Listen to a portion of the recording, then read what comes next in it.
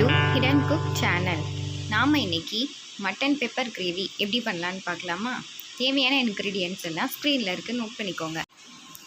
ஒரு விசில் குக்கரில் க்ளீன் பண்ணி வச்சுருந்த மட்டனை எடுத்துக்கோங்க. அது கூட கொஞ்சம் தண்ணி, 2 டீஸ்பூன் இஞ்சி பூண்டு பேஸ்ட், கொஞ்சம் மஞ்சள் தூள், தேவையான அளவு உப்பு சேர்த்து மிக்ஸ் பண்ணிக்கோங்க. நல்லா மிக்ஸ் ஆனதுக்கப்புறம் குக்கரை மூடி விசில் போட்டுக்கோங்க. 6 விசில் வந்ததும் ஸ்டவ்வை ஆஃப் பண்ணிட்டு ப்ரெஷர் போகிற வரைக்கும் வெயிட் பண்ணுங்கள். அதுக்கப்புறம் ஒரு பாத்திரத்தில் நல்லெண்ணெய் சேர்த்துக்கோங்க. எண்ணெய் கொஞ்சம் அதிகமாகவே சேர்த்துக்கோங்க. அதில் காஞ்ச மிளகா போட்டுட்டு அது கூட வெங்காயமும் கட் பண்ணி வச்சுருந்த வெங்காயத்தையும் சேர்த்துக்கோங்க. சேர்த்து நல்லா வதக்கிக்கோங்க.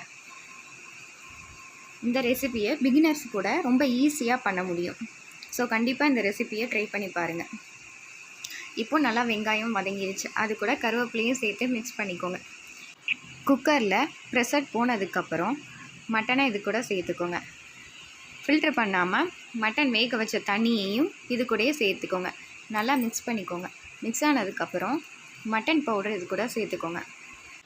மட்டன் கூட மசாலாவை நல்லா மிக்ஸ் பண்ணிவிட்டு மூடி போட்டு விட்டுருங்க. கொதித்ததுக்கப்புறம் 3 டேபிள் ஸ்பூன் பெப்பர் பவுடர் சேர்த்துக்கோங்க. சேர்த்து நல்லா மிக்ஸ் பண்ணிக்கோங்க. இந்த கிரேவி கூட சுட சுட சாதம், சப்பாத்தி, கோகனட் ரைஸ் கூட சாப்பிட்றதுக்கும் பக்காவான காம்பினேஷனாக இருக்கும். கிரேவி ட்ரை ஆகிற வரைக்கும் வெயிட் பண்ணுங்கள். இப்போது இந்த கிரேவியோட டெக்ஸ்டர் அண்ட் கலர் எல்லாம் சூப்பராக இருக்குது. பார்க்கும்போதே சாப்பிடணும் போல் இருக்குல்ல? நீங்களும் கண்டிப்பாக வீட்டில் இதை ட்ரை பண்ணி பாருங்கள். இந்த வீடியோ உங்களுக்கு பிடிச்சிருந்துச்சுன்னா வீடியோவுக்கு லைக் பண்ணுங்கள், ஷேர் பண்ணுங்கள், கமெண்ட் பண்ணுங்கள், மறக்காமல் சப்ஸ்கிரைப் பண்ணுங்கள்.